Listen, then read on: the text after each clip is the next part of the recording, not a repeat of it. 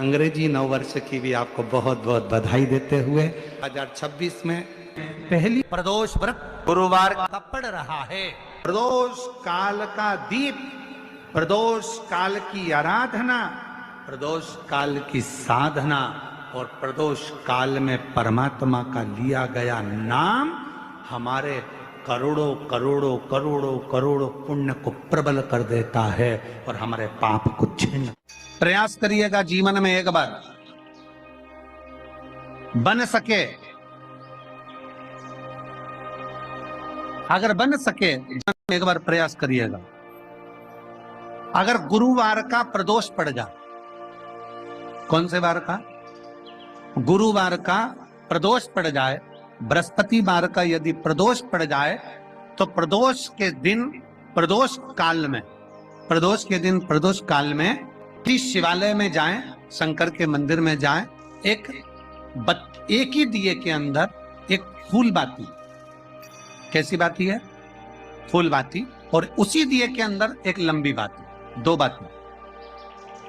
कौन सी बाती हैं? जम के बोलो जरा। एक फूल बाती, एक लंबी बाती, दो बाती। एक ही दिए के अंदर फूल बाती, लंबी बाती दोनों रख लें। थोड़ा सा घृत की बातियां, तेल की बाती नहीं, घी की बाती रखें और दोनों बातियां उसमें रखकर 3 बेलपत्र भगवान शंकर के मंदिर में लेकर जाएं। दिए को भी प्रज्वलित नहीं करना है। पहली बेलपत्र नंदीश्वर की जो ऊपर का भाग होता है, जिसको हम शिव तत्व भाग कहते हैं, नंदी के पीठ पर एक भाग होता है जिसको शिव तत्व भाग कहा जाता है, वो नंदी की पीठ पर जो भाग है वहां पर एक बेलपत्र समर्पित कर। दूसरा बेलपत्र आप जो माता पार्वती जी का, जैसे ये शिवलिंग है और ये गोल भाग है, ये माता पार्वती जी का हस्तकमल है, तो माता पार्वती जी का जो हस्तकमल है, इस हस्तकमल पर कहीं पर भी एक बेलपत्र आप समर्पित कर दें। और तीसरे नंबर की जो बेलपत्र है वो भगवान शंकर पर समर्पित कर दें। जो दिया आप लेकर गए हो मंदिर में, उसी दिए को नंदी और महादेव इन दोनों को दर्शन कराते हुए अगर मंदिर के अंदर लगाने दें दिया तो ठीक है, ना लगाने दें तो दीप को बीच में बस स्पर्श कराकर भले बाहर जाकर लगा दो, पर प्रयास करो वो दीप, वैसे तो बीच में नंदी और शिव के मध्य में वो दिया स्पर्श होना चाहिए। जैसे ये नंदी है और ये शिव है, तो इसके मध्य में दीप स्पर्श कर ले, भले उसको जलाने ना दें, पर स्पर्श मात्र कर कर अगर आपने एकांत में कहीं पर भी ले जाकर लगा दिया, उस दीप को जला दिया, तो गया हुआ कितना भी करोड़ रुपया हो, वो धीरे धीरे कर कर गया हुआ धन हमारा वापस आता ही। कोई खाकर भी बैठ गया तो देगा जरूर, वो धन आएगा जरूर, कैसे भी आएगा, पर अपनी संपदा वापस।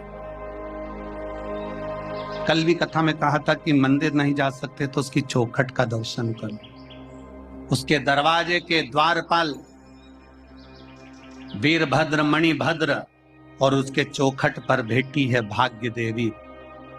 शिव महापुराण की कथा कहती है, जो शंकर भगवान के, आप कभी अगर मौका लगे तो प्रयास करा करो कि शंकर के शिवालय में जब आप प्रवेश करें, शंकर भगवान के शिवालय में जब आप जल चढ़ाने के लिए जाएं, तो वहां जो मुख्य जो गर्भगृह की जो चौखट होती है, गर्भगृह की जो चौखट होती है, प्रयास करना चाहिए कि उस गर्भगृह की चौखट को प्रणाम करना चाहिए। और प्रयास ये भी करो कि गर्भगृह की जो चौखट होती है उस पर लात न रखते हुए आप उस चौखट को लांघने का प्रयास करा करो। चौखट को लांघ, गर्भगृह की चौखट को प्रणाम। अगर आपने दूर से भी शिखर का दर्शन करा है, आप दूर खड़े हो और आपको बाबा विश्वनाथ का दर्शन नहीं हो रहा है, आप दूर खड़े हो, आपको महाकाल राजा का दर्शन नहीं हो रहा है, आप दूर खड़े हो, आपको ओमकारेश्वर बाबा का दर्शन नहीं हो रहा है, आप दूर खड़े हो, आपको भीमा शंकर बाबा का दर्शन नहीं हो रहा है, आप बहुत दूर खड़े हो और मान लो आपको केदारेश्वर बाबा का दर्शन अंदर नहीं हो रहा है, बहुत लंबी लाइन में खड़े हो, तो बाबा की चौखट का अगर दर्शन कर लेते हो, उस पर ध्यान भी लगा लेते हो, तो भाग्य पलट कर ही रहता, भाग्य पलटता ही है। स्मरण किया होगा कि ये शिव महापुराण में पहले वर्णन करा है कि शंकर जी पे चढ़ा हुआ जल लाकर अपने दरवाजे की चौखट पर छींटो। सुना था कि नहीं सुना था? जम के बोलो जरा, सबने सुना था ना कि अपने दरवाजे की चौखट पर छींटो, अपने दरवाजे के अंतर्गत छींटो। उसका कारण क्या था? उसका केवल एक कारण है कि भगवान शंकर पर चढ़ा हुआ जल अगर थोड़ी सी भी रज लगकर आ गई, भगवान शिव का चढ़ा हुआ जल अगर हमारी चौखट पर, दुकान पर आकर अगर छिटक दिया तो कुबेर का भंडार मेरा महादेव भर ही दे। शंकर भगवान तुझे ना हार देंगे ना अंगूठी देंगे, पर शंकर भगवान तेरी किस्मत पलट दे। गुरुवार की प्रदोष पड़ती है तो शिव गंगा के स्थल पर निवास करते हैं। गुरुवार की प्रदोष शत्रुओं का नाश करती है। ऐसी प्रदोषों का नियम वर्णन किया। फिर लिखा शिव महापुराण में, बड़ा सुंदर लिखा वेदव्यास जी ने। मान लो आप प्रदोष का व्रत नहीं कर सकते, आप अगर व्रत नहीं कर सकते तो प्रदोष के दिन, प्रदोष काल में शाम का समय सूर्यास्त का कुछ पल, कुछ घड़ी के पहले से लेकर बाद तक का प्रदोष काल के अंतर्गत आप शंकर जी के मंदिर में जाकर 1 लोटा पानी, 5 बेलपत्र भी अगर समर्पित करते हैं तो संपूर्ण प्रदोष का फल आपके भाग्य में प्रबल हो जाए। शिव महापुराण में शिव कथा कहती है, नंदी का एक पांव जो ऊपर होता है, आप लोग दर्शन करे होंगे शंकर जी के मंदिर में नंदी के, तो नंदी का एक पांव उठा हुआ होता है, एक पांव नीचा की ओर होता है।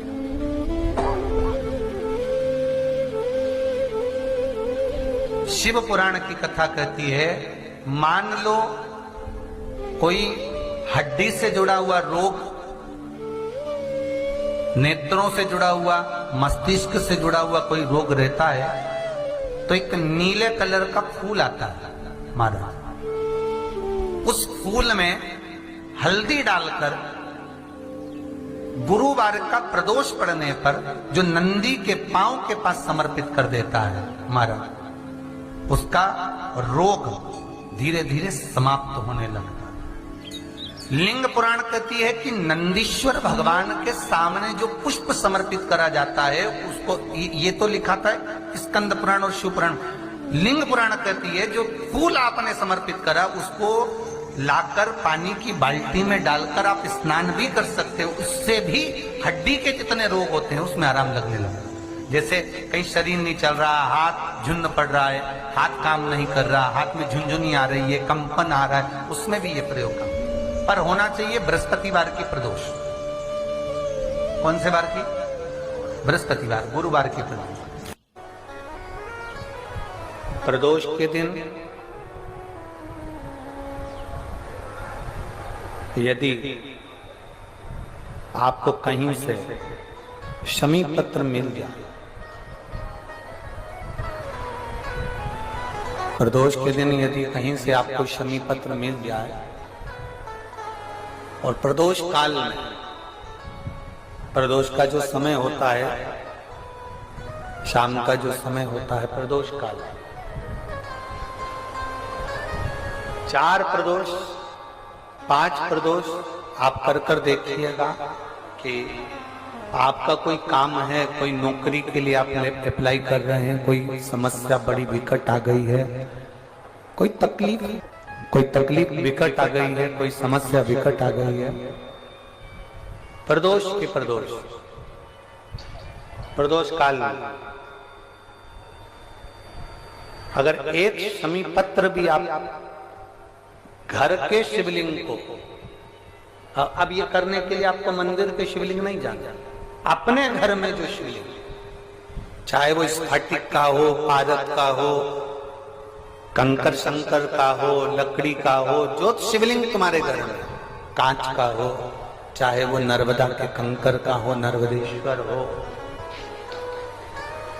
पाषाण का हो, जो शिवलिंग चांदी का हो, सोने का हो, तांबे का हो, पीतल का हो, जो शिवलिंग तुम्हारे,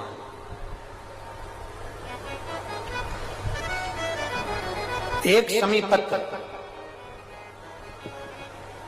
यदि आप भगवान शंकर के शिवलिंग पर समर्पित कर रहे हो और उस शमी पत्र को उठाकर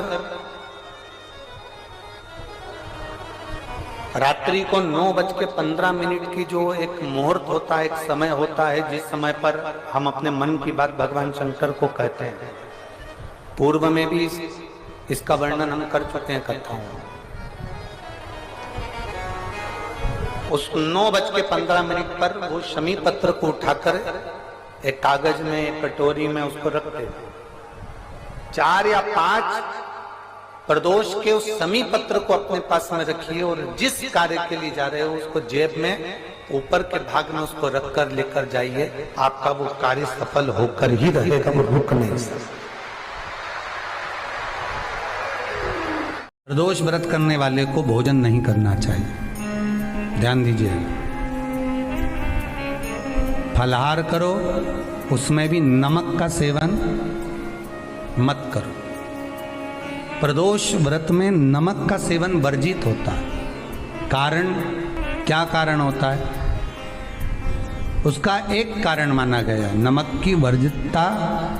जिस समय पर एक नगर में एक ब्राह्मणी रहती थी, बहुत भाव से सुनिएगा, प्रदोष व्रत, नमक को त्यागने का भाव।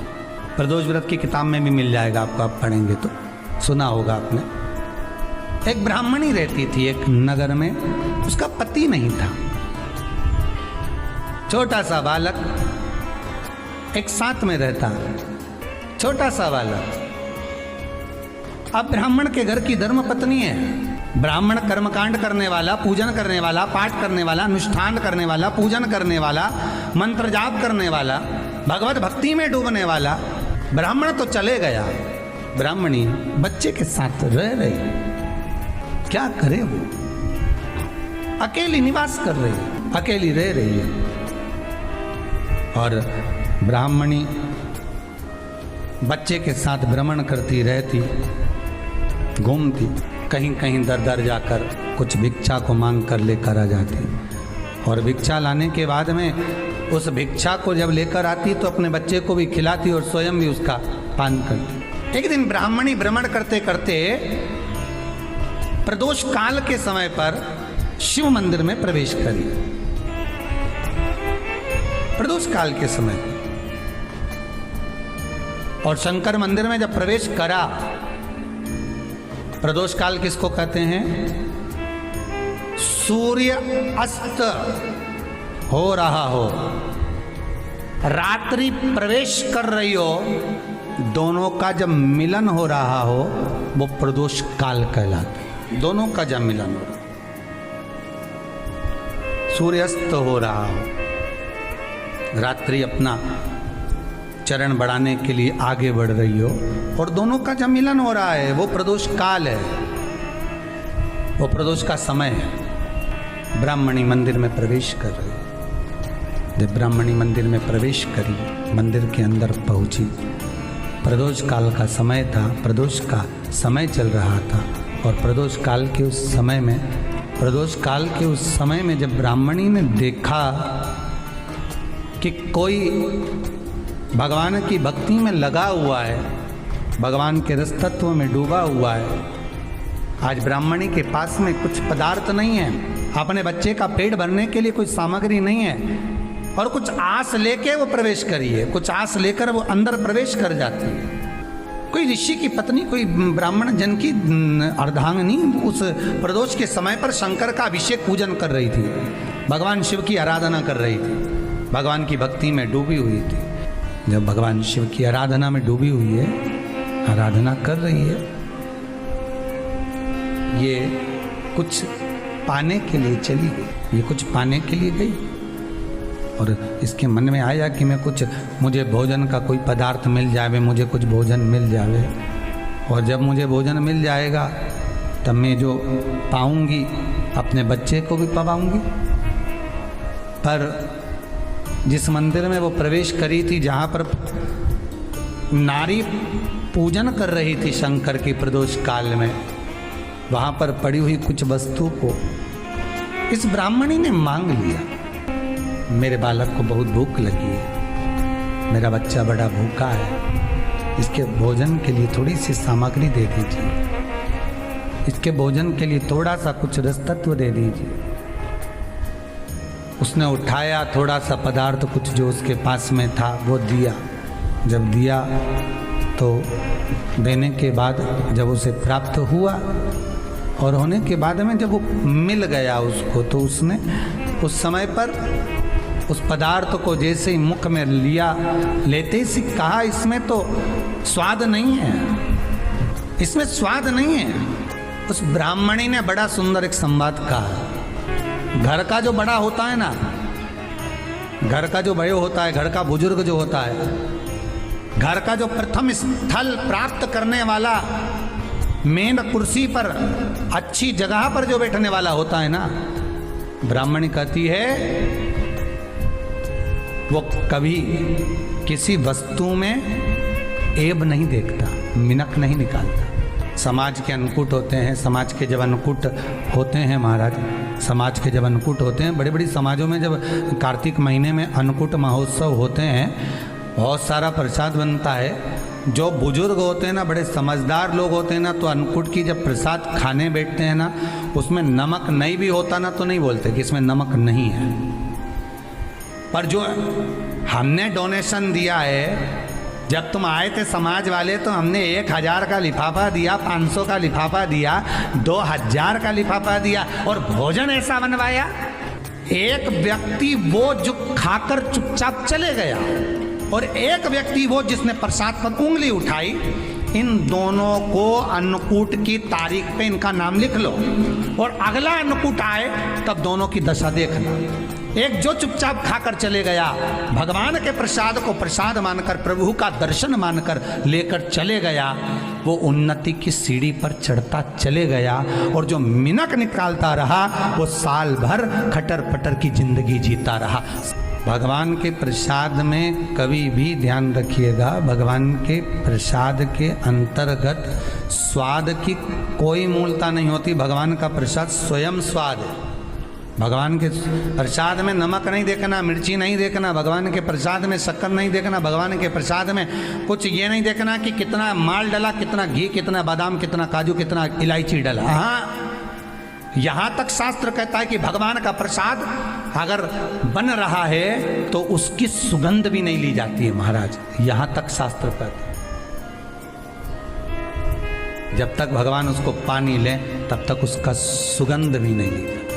और कई कई जगह तो भगवान को प्रसाद अगर सूखा सामान हाथ में आ गया, इलायची कैसी है, मंदिर के अंदर जाने वाली है भगवान को डालने के लिए, लाओ यार किसकी दुकान से आई इलायची बताओ, इलायची 25 बार सूंघा, हाँ हाँ अच्छी है, अब सूंघ लिया तो भगवान इसको स्वीकार करेगा क्या?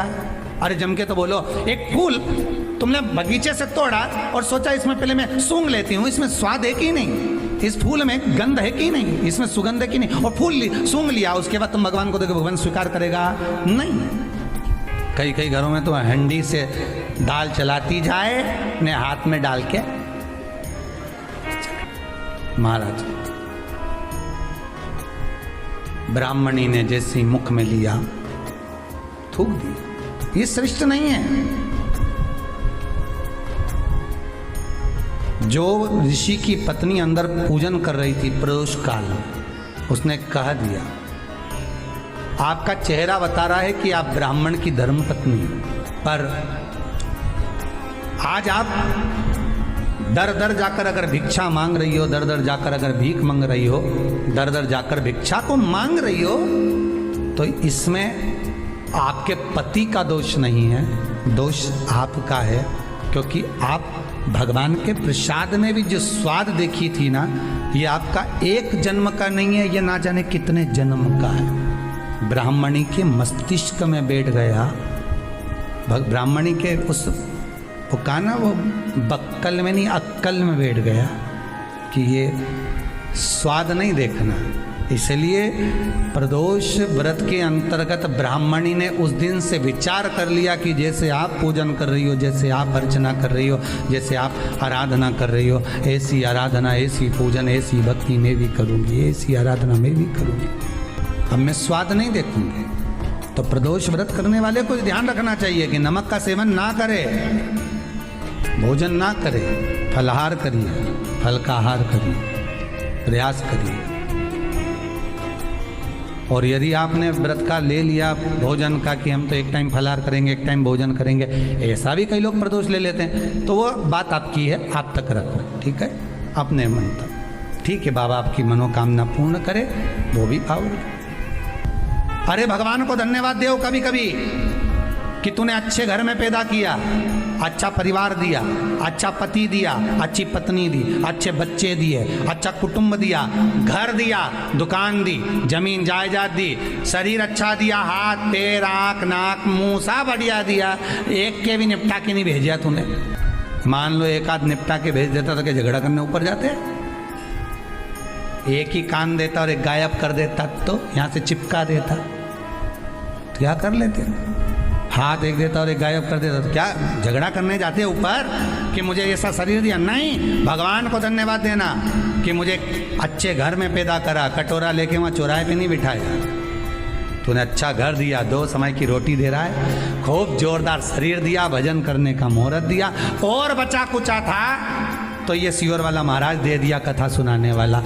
शाम के समय पर प्रदोष काल में बेलपत्री के पेड़ के नीचे, चाहे शंकर के मंदिर के दरवाजे पर या शिव मंदिर में, अगर आप प्रदोष के दिन दिया लगाते हो, सोमवार के दिन दिया लगाते हो, तो ऐसा कोई व्यक्ति नहीं जिसको मेरे देव अधिदेव महादेव मेरा विश्वनाथ भंडार नहीं भरता हो, खाली नहीं छोड़ेगा, दे देगा, भंडार भर देगा, कमी तो नहीं रख सकता, ये पक्का। पर तुम करना ही नहीं चाह, 2-4 सोमवार करो और उसके बाद के तो महाराज जी हमने तो करा था, हमको तो मिला ही नहीं, 2-1 प्रदोष करा तुमने, अरे 1 साल करो, सारे दर भी तो अपन ठोकर खा कर आए, इतना साल निकाला अपन ने, और 6 महीना 3 महीना 4 महीना भगवान से निवेदन तो करो, दिल से कहो तो सरी, नी भंडार भरे तो बात दूसरी, एक बार बोलो तो।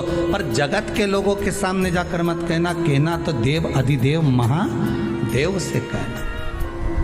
प्रदोष व्रत करने वाले को प्रदोष के दिन प्रयास करना चाहिए कि रात्रि के समय पर आधा घंटा 10 मिनट 20 मिनट जागरण करे। जागरण मतलब थोड़ा भगवान का भजन कर ले, भले 4-5 माताएं इकट्ठी नहीं हो तो अपन अकेले ही कर लो, अपन अकेले कम है क्या भाई, अपन कम पड़े, आराधना अकेले भी करो, जागरण करो। जब आपकी 11 प्रदोष हो जाए, 26 प्रदोष हो जाए, तब उद्यापन करो। उद्यापन 2 ब्राह्मणों को जोड़े से बुलाओ, ब्राह्मणों को जोड़े से बुलाकर उनके चरणों की पूजन कर कर, आराधना कर कर, सुंदर मंडप तैयार कर कर भगवान का, उसमें सुंदर रंगोली डालकर मंडल बनवाकर पूजन करो शंकर भगवान की प्रदोष का। एक दिन पहले गणेश की आराधना करो, पूजन करो, और प्रदोष वाले दिन जो मंडल बनाए हैं पूजन अर्चना करने के लिए, जो स्थान दिया है उसकी आराधना करो। खीर की आहुतियाँ दीजिए 108 बार, जो ब्राह्मण आए उनके माध्यम से मंत्रों द्वारा पूजन कराकर खीर की आहुतियाँ दीजिए शिव नाम महाराज। फिर ब्राह्मणों को जोड़े से भोजन कराकर, चरणों को नमन कर कर, दक्षिणा प्रदान कर कर, निवेदन कर कर ब्राह्मणों से कहें, हे ब्राह्मण देवता, आप हमें आशीर्वाद प्रदान करें कि जिस प्रदोष का हमने व्रत किया है उस व्रत का पुण्य फल हमें प्राप्त हो। ऐसा ब्राह्मण चरण को नमन कर कर, प्रणाम कर कर उनसे अपने मस्तक पर अक्षत छुड़वाएं, फिर नमन कर कर भोजन कराकर विदा करें। शाम को भगवान का जागरण करें। ऐसे प्रदोष व्रत का उद्यापन कर अपने जीवन को सार्थक बनाएं। ऐसा सुंदर प्रदोष व्रत का व्याख्यान वर्णन स्कंद पुराण में करा गया। वही स्कंद पुराण का प्रदोष व्रत का वर्णन आपको शिव महापुराण के इस सुंदर संवाद में किया गया।